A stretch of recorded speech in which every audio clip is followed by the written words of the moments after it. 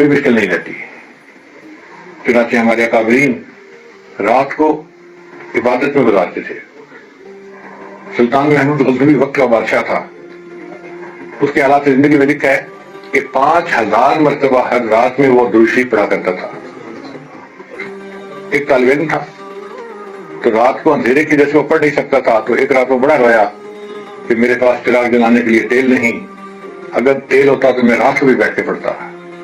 جب وہ نوجوان روتے روتے سو گیا تو اس کو خواب میں نبی اسلام کی زیارت نصیب ہوئی. نبی اسلام نے اس سے پوچھا تو کیوں رو رہا ہے؟ اے اللہ کے نبی صلی اللہ علیہ وسلم، روشنی کا کوئی بندوبست نہیں اور میں رات کو پڑھ نہیں سکتا. مجھے افسوس ہوا کہ میرا وقت ضائع ہوتا ہے، اس لیے میں روتا روتا سو گیا.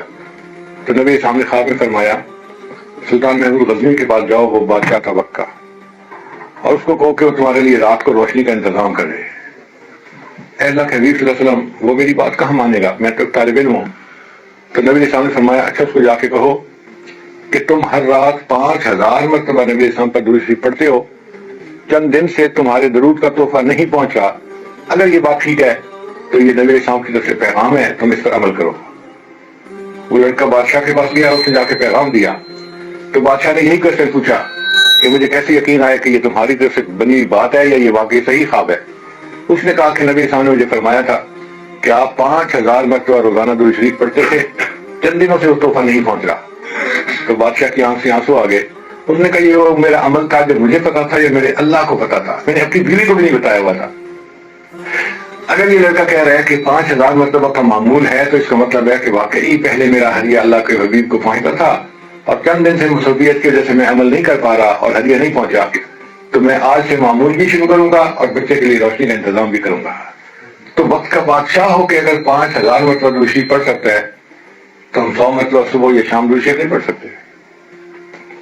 ہارون رشید کے حالات زندگی میں نے پڑھا کہ وہ ہر رات تہجد میں 400 رکعت نفل پڑھا کرتا تھا. تو مجھے حیرت ہوئی، میں نے کہا شاید پرنٹنگ میں کوئی کمی رہ گئی ہوگی، 40 کو انہوں نے 400 بنا دیا. تو میں نے پھر اور کتابوں سے نا اس کے حالات زندگی پڑھنے شروع کیے. اللہ کی شان دیکھیں کہ بعض کتابوں میں لکھا ہوا تھا کہ وہ کبھی کبھی 800 رکعت بھی ہر رات میں پڑھتا تھا. وقت کا بادشاہ ہے اور 800 رکعت وہ تہجد کی نماز پڑھ رہا ہے. سبحان اللہ. ہمارے لیے 4 رکعت پڑھنی مشکل ہوتی ہے، اس لیے کہ ہمارے دل میں اہمیت نہیں ہے وقت کی اور اس بات کا شوق نہیں کہ ہم زیادہ سے زیادہ نیکیاں اپنے نام اعمال میں جمع کر لیں. دنیا کا اکاؤنٹ بیلنس بڑا کرنا اس کا شوق ہوتا ہے.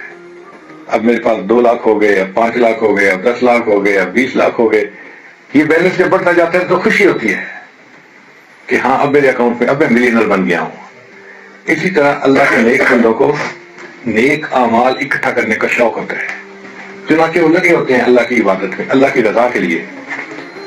ان کے نیک اعمال بھر جاتے ہیں نیکیوں سے. اللہ تعالیٰ ہمیں بھی ایسا شوق عطا فرمائے. سیدہ فاطمہ زہرا رضی اللہ عنہا کا واقعہ ہے کہ تہجد کی ایک رات انہوں نے نماز نیت کی، قرآن پاک کی تلاوت کرتی رہیں. ایسا مزہ آیا جب سلام پھیرا تو دیکھا کہ فجر کا وقت ہونے کو ہے. تو دعا کے لیے ہاتھ اٹھائے اور رونے بیٹھ گئیں، یا اللہ میں نے تو 2 ہی رکعت کی نیت باندھی تھی اور تیری رات ختم ہو گئی، تیری راتیں کتنی چھوٹی ہیں. ان کو راتوں کے چھوٹا ہونے کا شکوہ ہوتا تھا اور ہم اتنی لمبی راتوں میں سو کے وقت گزار دیتے ہیں اور 2 رکعت 4 رکعت پڑھنے کی بھی توفیق نہیں ہوتی. اس کی وجہ یہ کہ ہمیں اہمیت کا احساس نہیں ہے. اگر ہمیں احساس ہو کہ ہمیں یہ نیکیاں کتنا کام آئیں گی، قبر میں ہماری قبر کو جنت کا باغ بنائیں گی، قیامت کے دن میں دھوپ کی گرمی سے بچائیں گی، اللہ کے عرش کے نیچے جو ایئر کنڈیشن جگہ بنی ہوگی نا ایمان والوں کے لیے، یہ ہمیں وہاں پہنچا دیں گی. تو پھر آج ہم فیصلہ کر لیں کہ ہم نے اپنے نام اعمال کو نیکیوں سے بھر لینا ہے. اللہ تعالیٰ خوش ہوتے ہیں اس بندے سے جو اللہ کی رضا کے لیے بھاگ بھاگ کے نیکی کرتا ہے.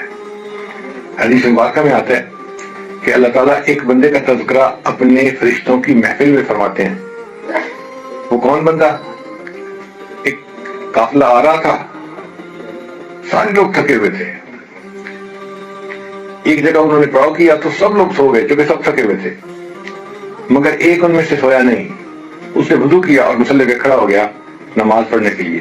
حدیث پاک میں آتا ہے یہ بندہ جو مصلی پہ کھڑا ہو کے نماز پڑھ رہا ہوتا ہے، اللہ اس کا تذکرہ فرشتوں کی محفل میں کرتے ہیں کہ دیکھو جیسے باقی تھکے ہوئے تھے یہ بھی تھکا ہوا تھا، مگر یہ سویا نہیں، میری رضا کے لیے یہ مصلی پہ کھڑا ہو گیا، یہ میرا کتنا اچھا بندہ ہے۔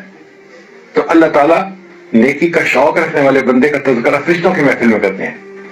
تو ہمیں بھی شوق ہونا چاہیے کہ ہم ایسے اعمال کریں کہ اللہ ہمارا بھی تذکرہ فرشتوں کی محفل میں کرے، اللہ خوش ہو جائیں، میرا کتنا اچھا بندہ ہے جو میری رضا کے لیے یہ سب کوششیں کر رہا ہے، بھاگ رہا ہے، دوڑ رہا ہے، محنت کر رہا ہے مجھے راضی کرنے کے لیے۔